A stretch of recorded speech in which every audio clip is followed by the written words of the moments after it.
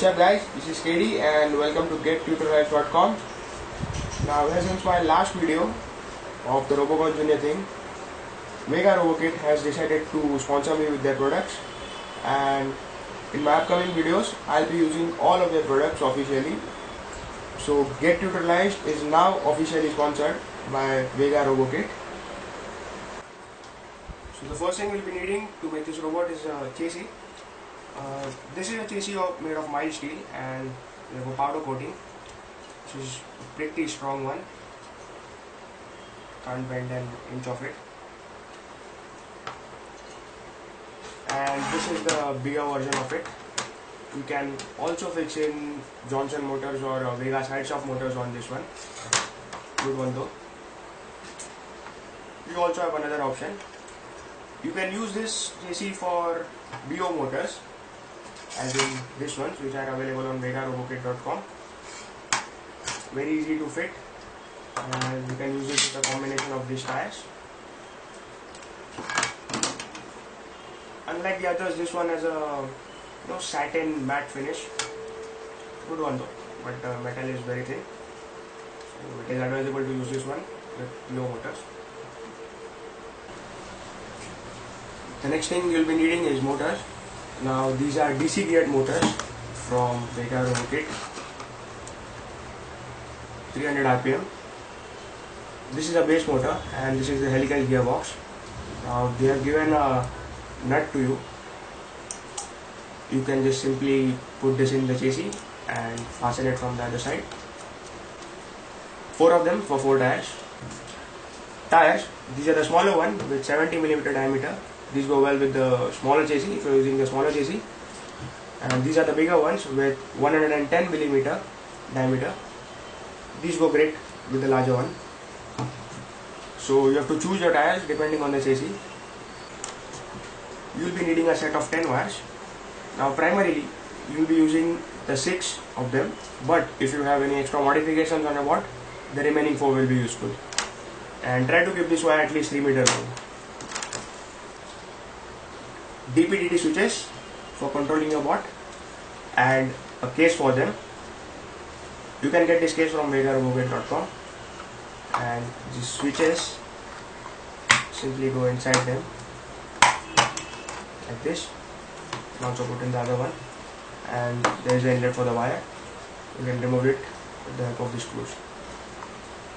Your power source, that will be your battery. Now this is a 12 volts and 1.2 ampere hour battery.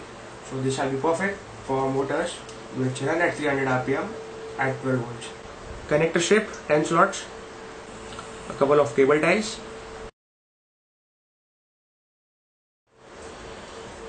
Okay, now let's go ahead and assemble the motors in the chassis, and later on we'll go into the connections. This is that. Simply put in here.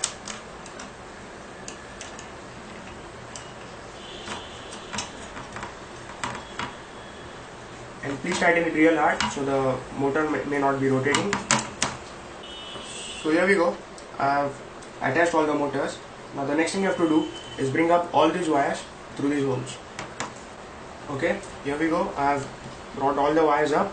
Now the next thing you shall be doing is taking your battery and try to keep it exactly in the center so that the weight of the battery and the chassis is perfectly divided in the 4 motors. Take a couple of cable ties and try to tie this battery to the chassis with the help of it. Here we go. I have attached the battery to the main chassis and sort of brought the wires from front to the back over here. I have also connected the connector strip with the help of some nuts and bolts. So make sure this part doesn't move, because you will be connecting the wires from your remote over here, and the other end of the connector strip will be connecting the wires from the motors and the battery. So we have done with the assembly part of our robot. The only thing we need to assemble in this robot are the tires, which we'll be assembling later. So let's move to the connection part.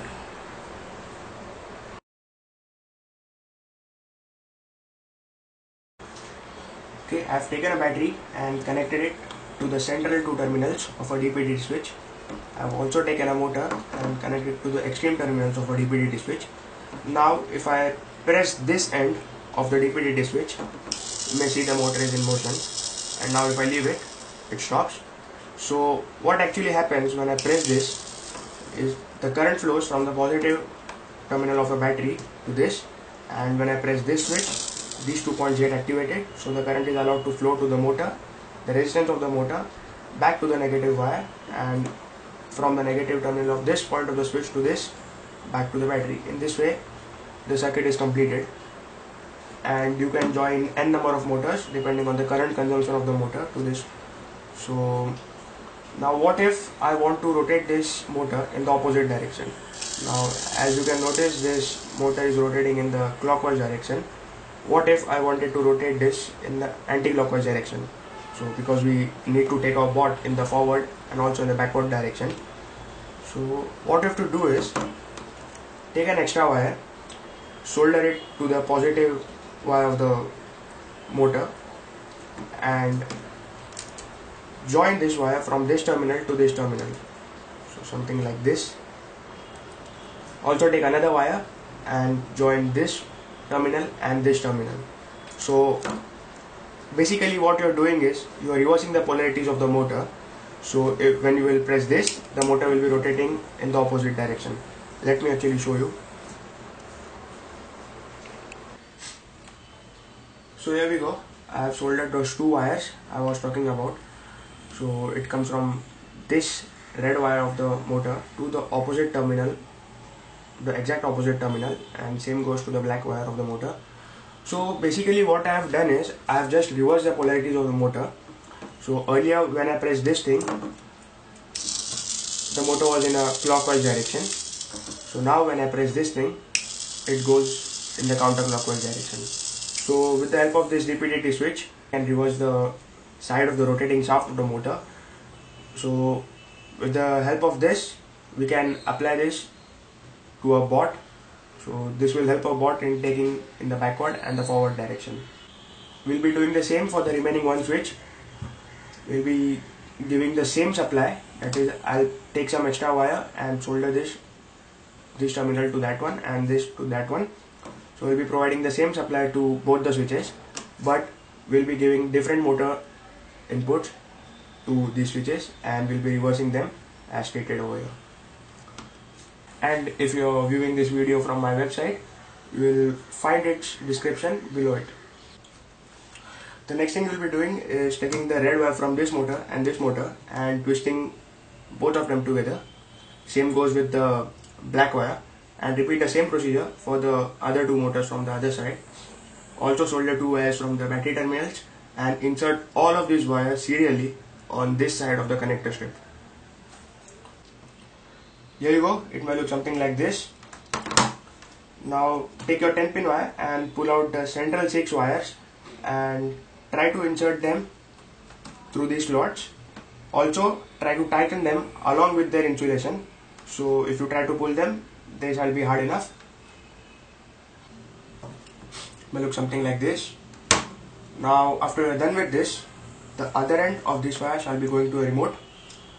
So let's begin the connections of the remote. This shall be a switch box. Go ahead and insert the switches in them. Now we shall be providing the same power source to both the switches, and as I told you earlier, we have soldered the battery, that is the power source, in the central 2 points. So if we want the same power source to appear here, we shall connect these 4 terminals or either 2 parallelly. So let's go ahead and do that. It may look something like this. Now come to a board, and these are the wires from the battery. Now they have been connected to the blue and the green one. The blue is a positive and green is a negative. So come to the other end, keeping in mind that blue is a positive and green is a negative. Now solder this blue one to any one of these red terminals and the green one to any one of these black terminals. It may look something like this. Now come to a board. Notice that your left channel is connected to wires grey and purple. Now come to this end. This shall be your left channel because the wire is coming in from top. Now what you have to do is take these 2 terminals and connect the grey and purple wire over here and then reverse the polarities by connecting this terminal to this terminal and this to this. Let's do it. Here we go. I have connected gray to the positive and purple to the negative and changed the polarities of them by connecting this to the opposite one and this to the exact opposite with the help of jumpers. Now repeat the same procedure for the other one. Okay, as you can see, I have completed the rest of the connections. Now let's check if they are working well. Now if I press this one, the left channel is moving forward. Now if I press this one, the right channel shall move forward, backward, left channel backward, right channel backward, turning, all going well. So I'll just go ahead and close this thing and connect the tires. So let's get it out for test.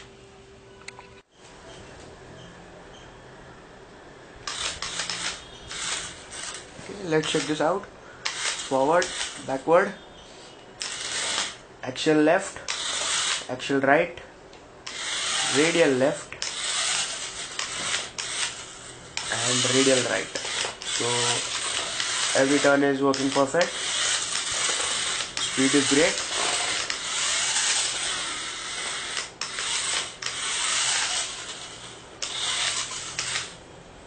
So please try to modify this board. You have 4 wires left, so you can add 2 motors which can go in both the directions. And in the next video I'll be teaching you how to turn these things into wireless with the help of radio frequency. So stay tuned and thank you for watching.